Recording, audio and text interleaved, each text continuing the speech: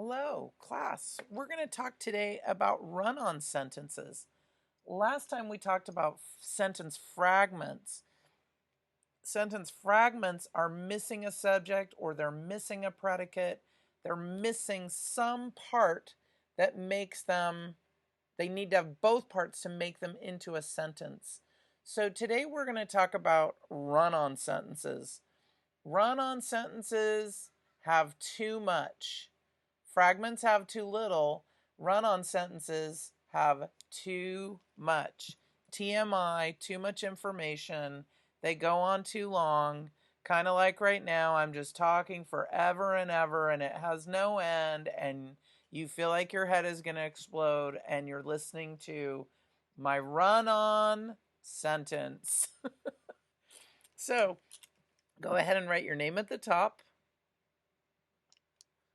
So a run-on sentence has two complete thoughts and they run together.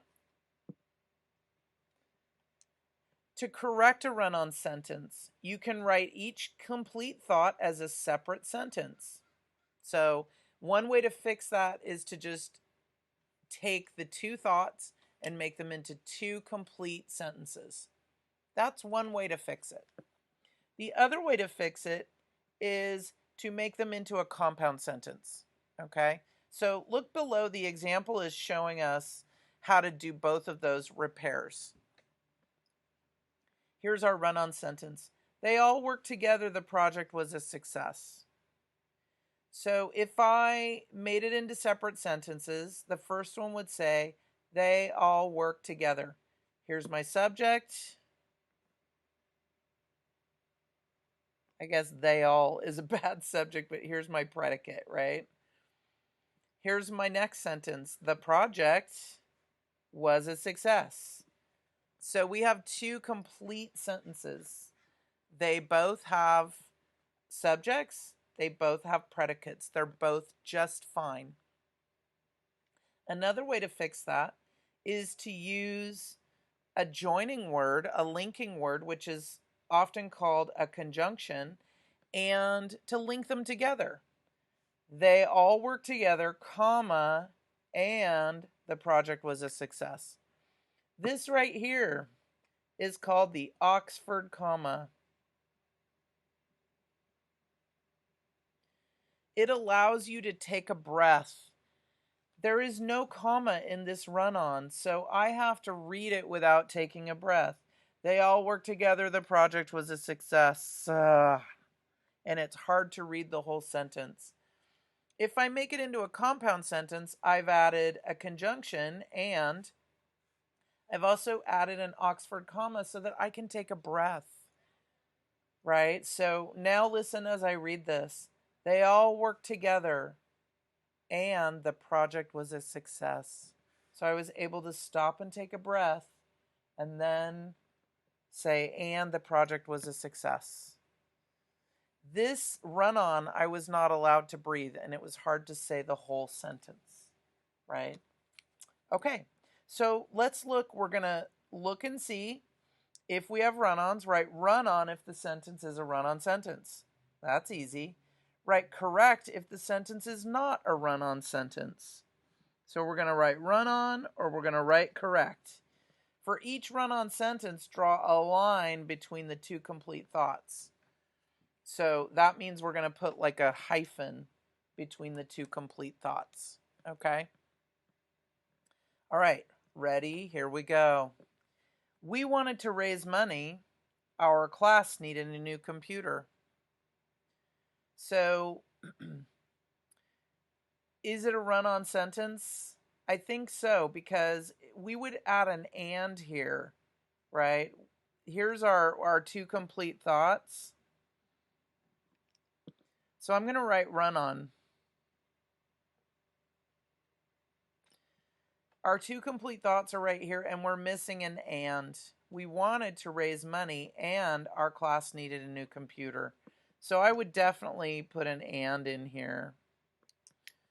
And if it had the and, then it would be perfect. It would be correct, but it's missing the and. Some people suggested a bake sale. Some people suggested a bake sale, some wanted an arts and crafts fair. I'm seeing two complete thoughts. Some people, subject, suggested a bake sale predicate.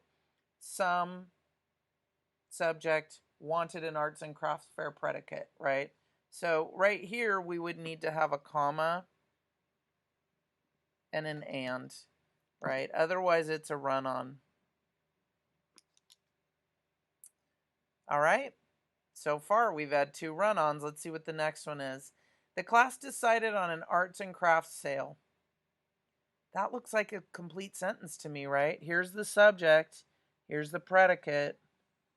I think that's correct. So we're going to write correct. You probably noticed that when I see a big blob of instructions like this, I circle or I underline. It's a really good study skill because these directions are really long, and so making it easy for you to read the directions is helpful. Number 4, one group made picture frames, another made baskets. That's an okay sentence, but technically for our purposes, we would want to have and, right? If you wrote a sentence like that, I wouldn't mark it wrong. It's okay. It's short. It's not, it has a comma. I'd say having an and is going to make it an even better sentence. So let's, for the sake of being picky, let's call it a run-on. Some parents helped. Also, they made candle holders. I would say that's definitely a run-on.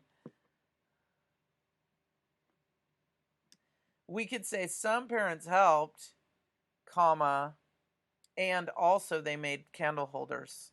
Or we could say some parents helped, period, start a new sentence, and we could say they made candle holders.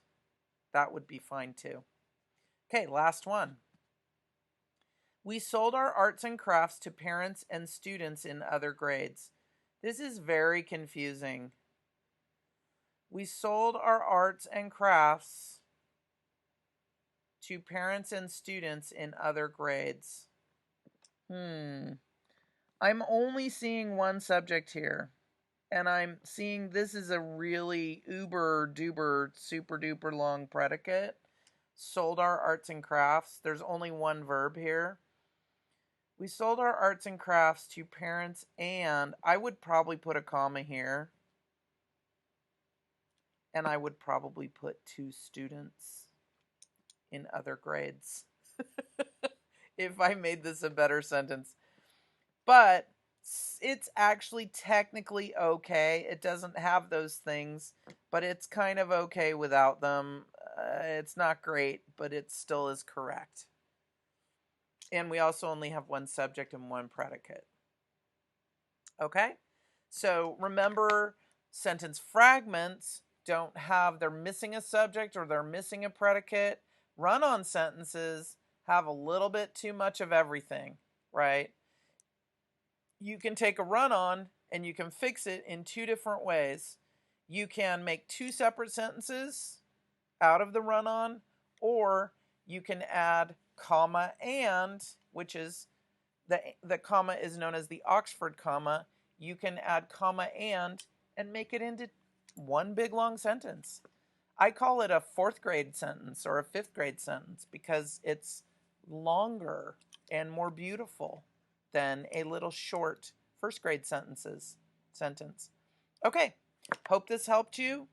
Again, if you want to try doing these on your own, you can fast forward through me showing you how to do it. All you have to do on YouTube is hit that red circle and drag it across, and you can get to the end where you see the answers, and then you can correct your own work. If you got it wrong, you can erase and put the correct answer in. Okay?